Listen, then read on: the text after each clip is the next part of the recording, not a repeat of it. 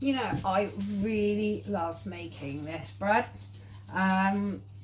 Well, it's called a bread, but it almost tastes a bit sort of cakeish. I actually got this recipe from an Abel and Cole recipe book that I got about over 10 years ago. I found it so tasty. I've put a few of my little kinks on it. And I hope you love it as well. So in here I've got all the dry ingredients except for the nuts. What we're going to add is our lovely pulp that is fresh out of my juicer from our apples. So if we pop that in.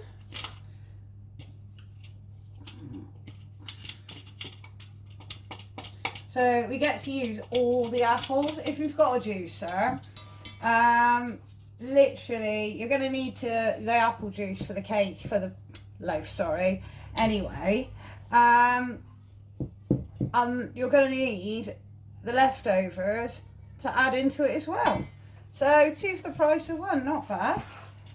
Alright, if we just mix that in so all the apple is nicely covered with the flour you've got in here. We are then going to add, say, about half the nuts that we've got in our little mini blender here. And don't forget leaving enough because you obviously want to put some on the top. There we are. Again, make sure they're all nicely covered and mixed with this flour. So, next along the line, we're going to pour in our whisked egg.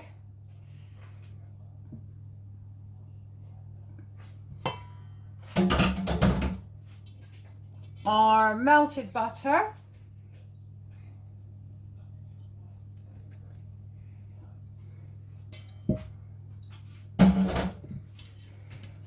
Give that a nice quick stir.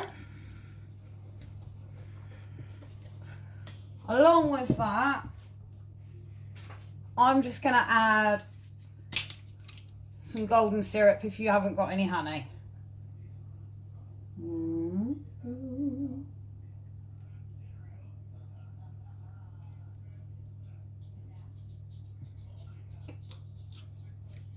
Just broke the top, but never mind.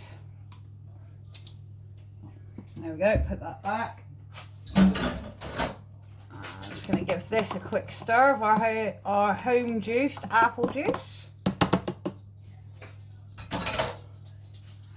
And gently pour that about half into your mix and give that a nice lovely stir around.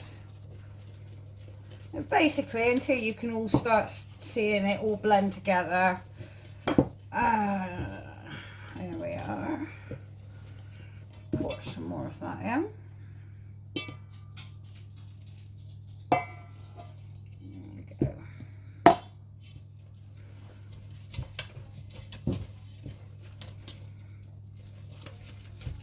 Oh, look at that. Oh, that actually smells so good.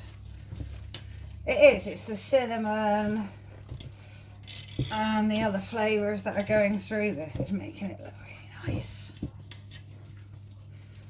Alright. So, into your ready loaf dish. And just literally pour it straight into the dish. There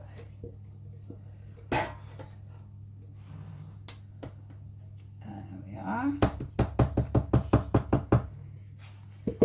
And as I say, get your good old spatula. As I say, waste not, want not. Get all that lovely mix off that spoon.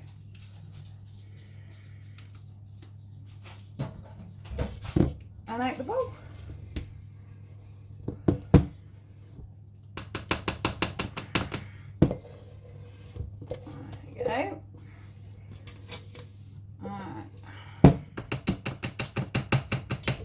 Once you've done that, what I tend to do is just give it a quick bang, just because I want it to actually rise evenly.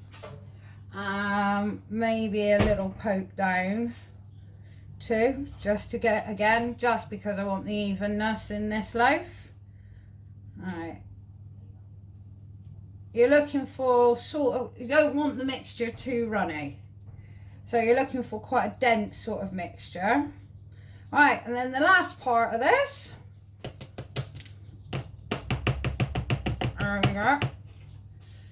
Just going to sprinkle our nuts across the top. Well, if you like nuts, sprinkle whatever you like over the top. There we are.